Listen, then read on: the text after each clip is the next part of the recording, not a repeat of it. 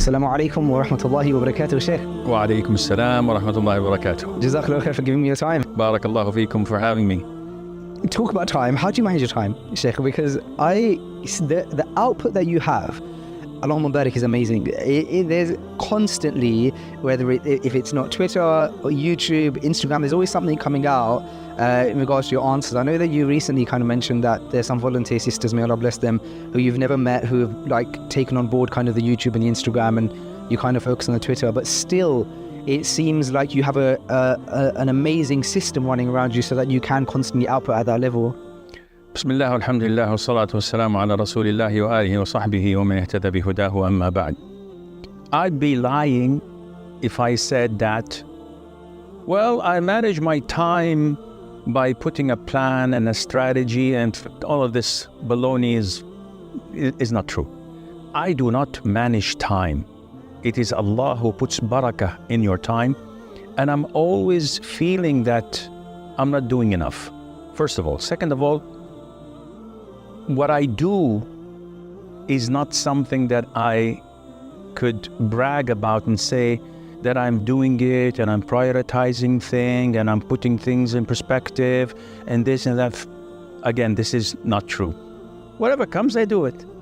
And I do have a lot of spare time on my plate that you'll be surprised. But people don't know this.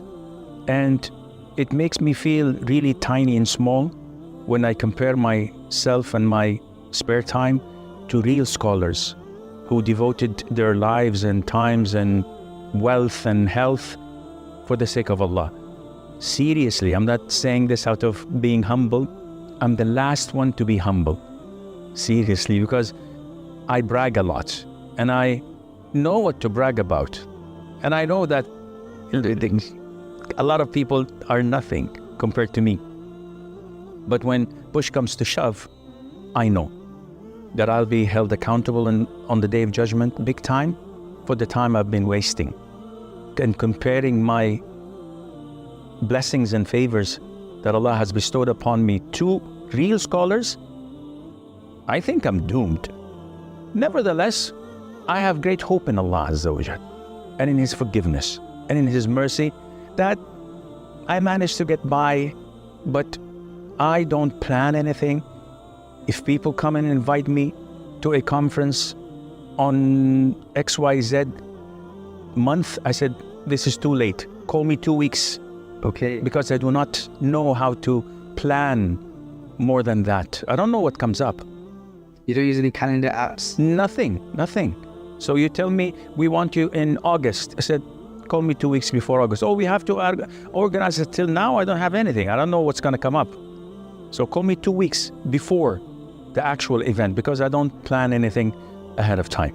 And what about your phone? Are you good? How do you manage your relationship with your phone in terms of, because I know a lot of your communication is done over email. So do you purposely try and distance yourself from anybody, like from a lot of people having your number and access to WhatsApp and things like this?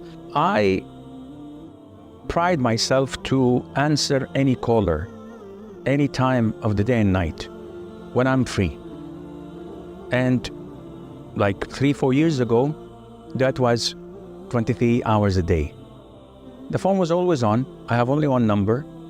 And if I'm eating, if I'm working out in the gym, if I am driving, I'm always on.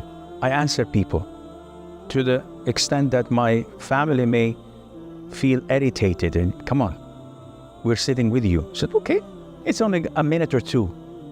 I don't take long calls where people vent. But I was going to say, how do you make sure people don't take the mic?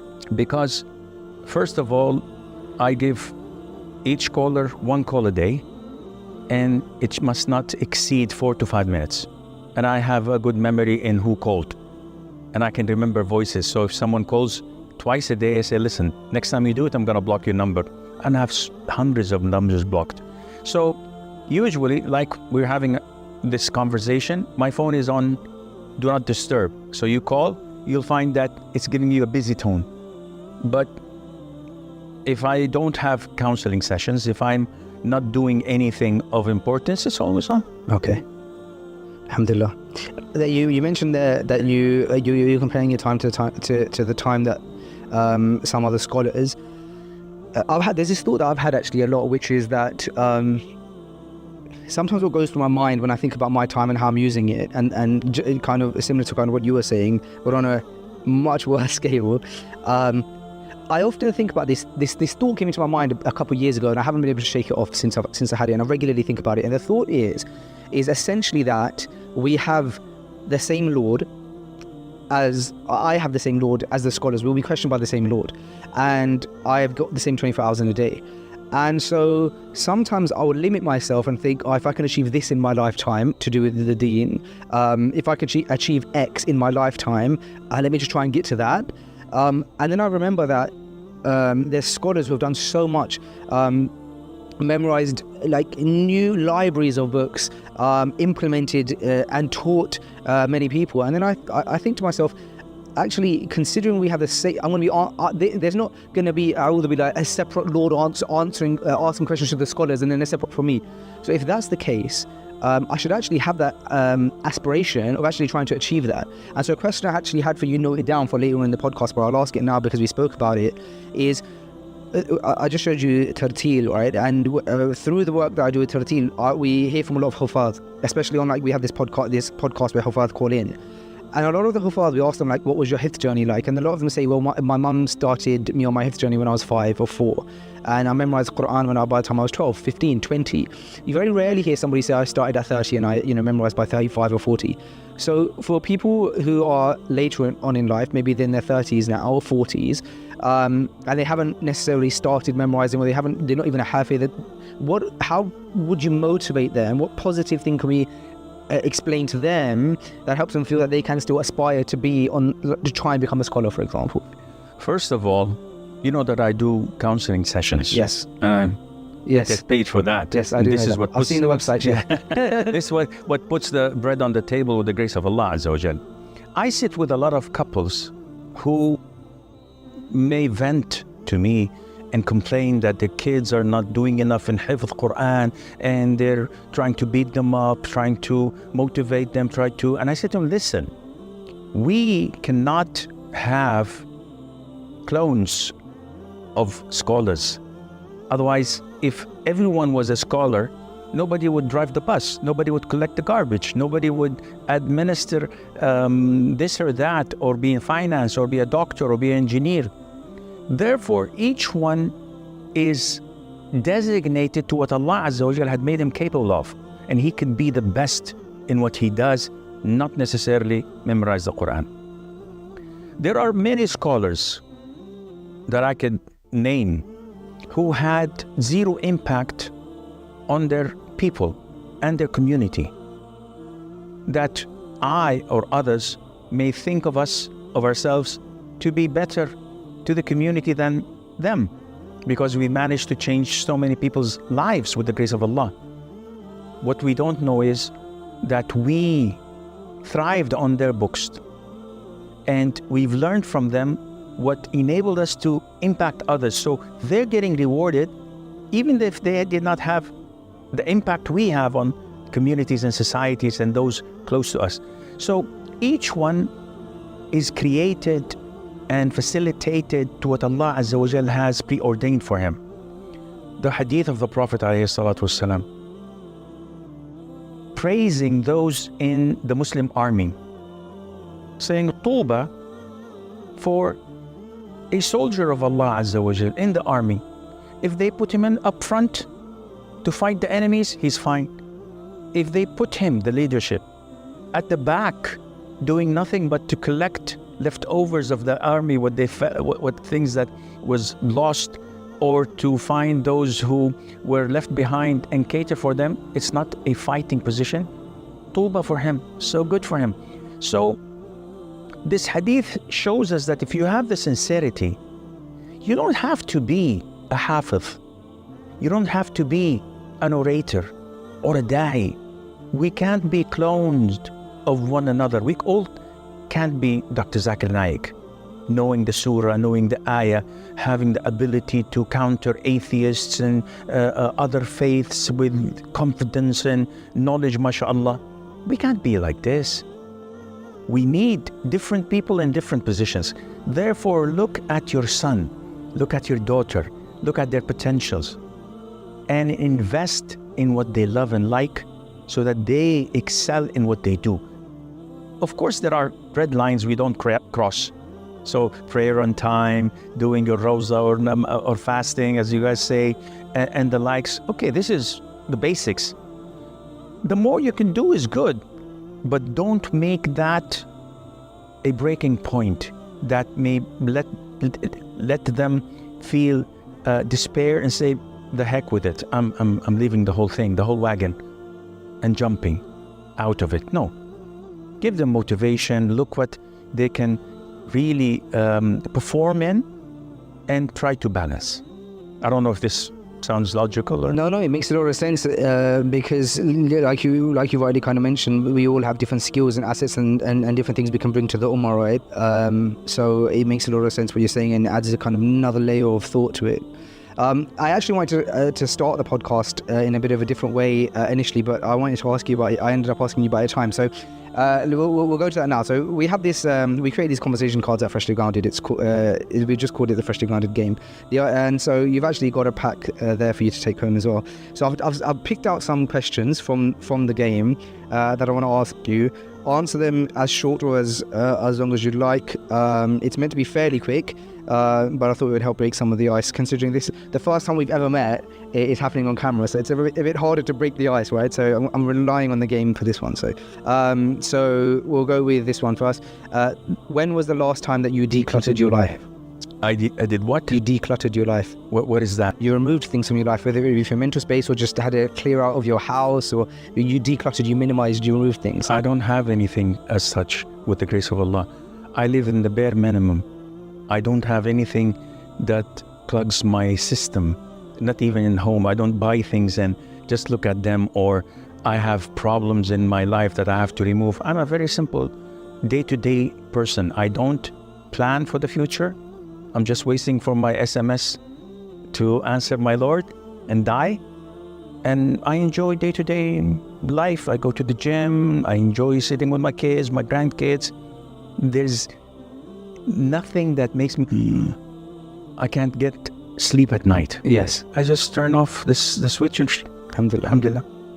Do you think that's something that's that you've been blessed with, though, like kind of like thick skin or the ability to switch off? Because some people are quite sensitive to things that happen around them and then can easily lose sleep.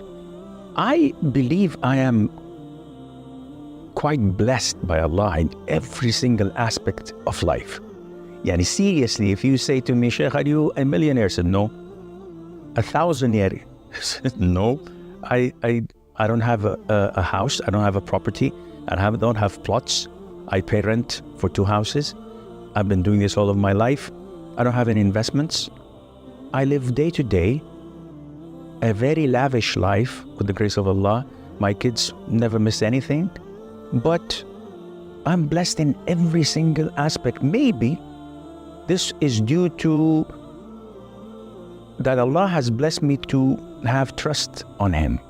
So even if the worst thing happens, immediately I just snap out of it and say, it was preordained 50,000 years before Allah created the universe. Nothing I could have done to change it. Salafi, move on. Yes, but He did this to you. They did that to you. You've lost your job. So what? Allah preordained it. What can you do? If my son dies, I don't have sons, alhamdulillah. They're all daughters. I have only sons. Alhamdulillah. So if my son dies, I have one of 2 choices. Bang your head against the wall, cry, weep, tear your clothes and complain. My son is not going to come back to life. Or I can be patient, saddened, may cry a little bit, but be content. Allahumma lakal hamd. My son is not going to come back to life again. The difference is the reward at the side of Allah. So might as well be content. Jazakallah khair. Next question. Do you find it easy to apologize? Very. Did you? Yeah. But alhamdulillah, 95% of the time you're right. It's not I'm right. I'm very aware of people's feelings. So I try my level best not to offend them unless I'm doing it willingly. And in 99.9%, I do it willingly. Meaning, the guy is OCD. Fine, so you have to. I have to step on his stomach. Yes. And jump until he vomits. Yeah. People around me say, "Hey, Sheikh, this is too harsh. This is none of your business. He's my patient. I know I'm doing it." And the people that come to me, with the grace of Allah, know that I don't have any beef with them. I don't have any hidden agenda. I don't want to show that I am better than I am better than them. Sue me. What am I going to do? They know that Sheikh Assim wants the best to us, and he's treating us as a father, as a friend, as a counselor. So whatever he says, he does not intend to degrade us or to put us down. That's interesting. I want to touch a bit more on that later. Tell me something about your father that you didn't appreciate until you became older. My father died when I was like 14 years of age, 15 years of age. So that was almost a lot. Yani, a long time ago, almost 50 years ago. And I have very little recollection of him. And what I know is that I never shared any feelings to him or with him. This is how he was. He was excellent with everybody else, with friends, very sociable, very well known in the community. He was an editor of 2 newspapers, in Arabic and in English. So he was multilingual, and everybody loved him. I rarely saw him. So I have no emotions in the sense that hugging, kissing, and the likes, and this cascaded to me not being able to show such feelings to my kids in the sense of they desire me hugging them, but no, Dad, why aren't you hugging us? I don't know. It's not me. I try to force myself to do this and kiss them and to, cuddle them and. Well, often what psychologists say about that is that if that's not the way you show love, that's probably because that's not the way you receive love. So if, for example, your daughters give you a cuddle, not to say that you don't receive that as a form of love, but as in there might be something else that you really appreciate that someone does for you, and that's how you receive that love. And so you feel love when somebody does that for you. So like that could be, for example, that somebody does an act of service, like make sure that you're well and that you're fed and stuff like that. I always, thing is, I always gaslight them. Okay. And when they say, well, you don't hug us, why don't you hug us like we hug you? Give us some affection. I said, yeah, because I don't love you, I don't care for you. And they start defending me. No, you give us this, you give us that. I said, okay, you can continue. So, what do you think the thing is for you? How do you receive love? What would somebody do that makes you feel loved? If it's not hugs and like affection in that sense, like physical affection. So could it be gifts, acts of service, somebody being open? With the grace of Allah, no. With the grace of Allah, I never ever expect things from others. Okay. So whatever my wife does, whatever my kids do, or my grandchildren do, I appreciate it. Whether it's an expression of love or they're just doing it because it's their duty. I appreciate that big time. And I never show them that I'm missing something, or you guys didn't call me, you didn't come to visit, you don't give me gifts, you don't send me flowers. If they do, alhamdulillah. If they don't, I'm fine. But I love them, and I express my love through giving them gifts, trying to do things to them. They understand and they know.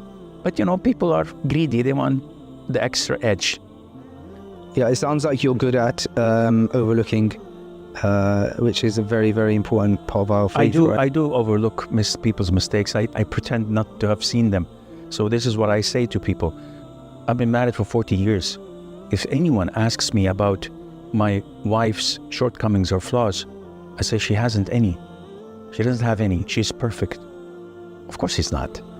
If I were to think about it, maybe I would have come up with 100. And if she were to be asked, she would say the same. He doesn't have any. He's the perfect husband. But I know my shortcomings and flaws. This is content. Mm-hmm. We are the happiest couple because we love one another with the grace of Allah, and our relationship is based on respect.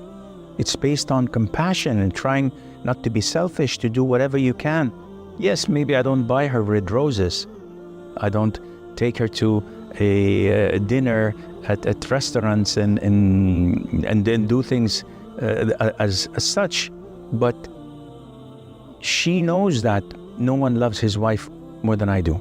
And I know that no one loves her husband more than she does. It's interesting that you said that you are kind of selfless in that manner. We had Sheikh Muhammad Tim Humble on the podcast some time back, and he said something that stuck with me to this day. He said that if a husband, and really he said this is beneficial for any relationship, but if a husband is constantly, he said what we find often in relationships is that a person is trying to get his rights and she is trying to get her rights. And he said if you're both concerned with each other's rights and not of yours, that's the best type of relationship. And actually you both get given your rights in that process as well. So true. Kind of, beneficial. Jazakallah khair. Okay, who do you appreciate more as you get older? Definitely Allah Azza wa Jal, for all what He has bestowed upon me. I can't appreciate Him enough or thank Him or show my gratitude to Him.